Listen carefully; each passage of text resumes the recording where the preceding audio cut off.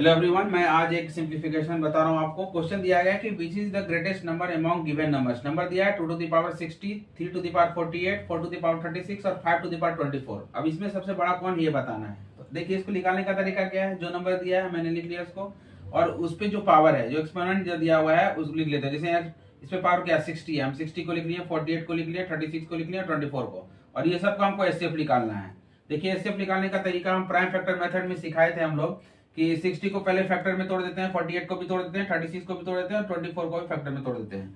अब देखिए मैंने सिखाया था आपको प्राइम फैक्टर मेथड में कैसे निकालने का कि सब में जो कॉमन है, देखिए ये 2 सब में कॉमन है, तो ये हम यहाँ लिख दिए 2, ये 2 भी सब में कॉमन है, हम इसको भी लिख दिए। अब देखिए ये 3 सब में कॉमन है, तो इसको भी लिख दिए। तो हो गया 2 टू द 4, 4 3 जा 12। तो मेरा एचसीएफ कितना निकल गया 12।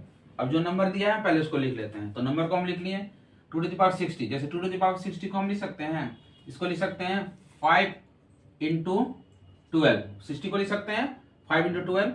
अब देखिए 48 को क्या लिख सकते हैं, 2 टू द पावर 48 है, 48 को हम लिख सकते हैं 4 इंटू 12।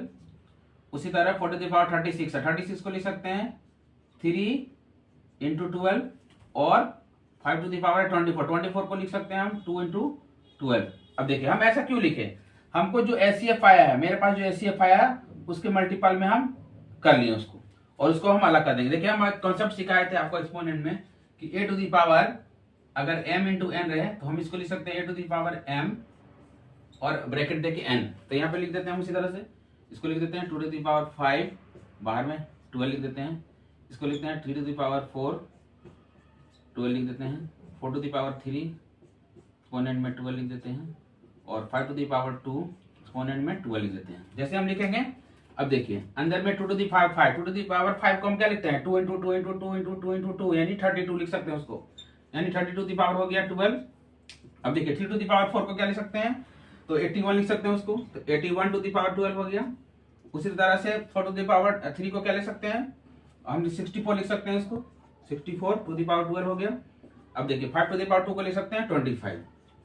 अब देखिए, अब यहाँ पे देखिए, यहाँ पे समझना आपको कि सबका जो एक्सपोनेंट है वो सब इक्वल हो गया। अब क्या करना है, हमको कंपैरिजन करना है कि सबसे बड़ा कौन है। तो इसमें से देख लिए इसके अंदर में जो ब्रैकेट, तो ये 81 बड़ा है, 81 बड़ा है, मतलब यही नंबर सबसे बड़ा है।